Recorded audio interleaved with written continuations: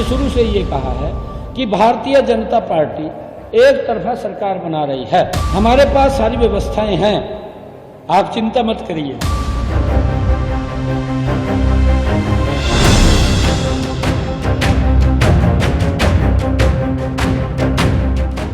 हरियाणा चुनाव के नतीजे कल यानी 8 अक्टूबर को आने हैं, लेकिन सत्ताधारी बीजेपी और विपक्षी कांग्रेस दोनों ही दल सरकार बनाने का दावा कर रहे हैं। इस बीच सीएम सैनी के एक बयान ने भी हरियाणा की राजनीति में उथल-पुथल मचा दी है। नमस्कार, मैं हूं देवेश यादव और आप देख रहे हैं TV9। एक तरफ एग्जिट पोल से लेकर तमाम सर्वे कांग्रेस की जीत की ओर इशारा कर रहे हैं, तो दूसरी ओर हरियाणा के सीएम एक बार फिर बीजेपी की सरकार बनाने का दावा कर रहे हैं। बीते कल पंचकूला में पत्रकारों से बात करते हुए सीएम सैनी ने तीसरी बार बीजेपी की सरकार बनाने का दावा करते हुए कहा कि उनके पास सारी व्यवस्थाएं हैं। मैंने शुरू से ये कहा है कि भारतीय जनता पार्टी एक तरफा सरकार बना रही है।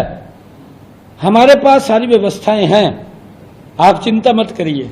सीएम सैनी के इस बयान के अलग अलग मायने निकाले जा रहे हैं। लोग पूछ रहे हैं कि आखिर किस आधार पर वे बीजेपी की सरकार बना रहे हैं और किन इंतजामों की बात कर रहे हैं, वो भी तब जब हरियाणा चुनाव में लगभग हर एग्जिट पोल में कांग्रेस की सरकार बनती दिखाई दे रही है। सीएम सैनी के इस बयान को हमने भी डिकोड करने की कोशिश की और समझना चाहा कि वे तीसरी बार सरकार बनाने का दम कैसे भर रहे हैं। तो कहा जाता है कि बीजेपी हर समय चुनावी मूड में रहती है और पार्टी की हर समय एक्शन मोड में रहने वाली इमेज भी है। केवल हरियाणा की ही बात करें तो 2019 के चुनाव में किसी भी पार्टी को बहुमत नहीं मिला और हंग असेंबली होने के बावजूद भी बीजेपी ने सरकार बना ली।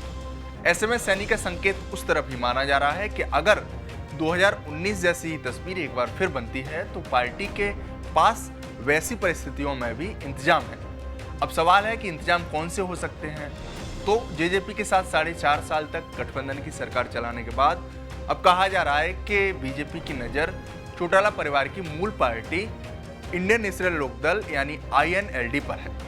ऐसी चर्चाएं हैं कि अगर INLD सरकार बनाने के लिहाज से सीट ले आती है तो बीजेपी INLD को साथ लेने से गुरेज नहीं करेगी। वहीं कहा जा रहा है कि दरवाजे जेजेपी के लिए भी खुले हैं। उधर निर्दलीय पर भी बहुत कुछ टिका हुआ है। कहा जा रहा है कि निर्दलीय सरकार बनाने में अगर अहम भूमिका निभाते हैं तो उन्हें साथ लाने से भी बीजेपी को कोई परहेज नहीं होगा। आपको बता दें कि इस बार हरियाणा चुनाव में बीजेपी और कांग्रेस दोनों ही दलों के कई मजबूत नेता टिकट न मिलने से बगावत कर निर्दलीय चुनाव लड़ रहे हैं और अगर ये जीत कर आते हैं तो किसी भी दल को समर्थन दे सकते हैं। वैसे भी आया राम गया राम का कॉन्सेप्ट तो हरियाणा की राजनीति से ही निकला है। ऐसे में क्षेत्रीय दल इस बार भी बीजेपी के साथ चले जाते हैं तो कोई आश्चर्य नहीं होगा। बाकी आपकी इस रिपोर्ट पर क्या राय है हमें कमेंट बॉक्स में जरूर बताएं। साथ ही हमारे इस चैनल को सब्सक्राइब करना ना भूलें। शुक्रिया।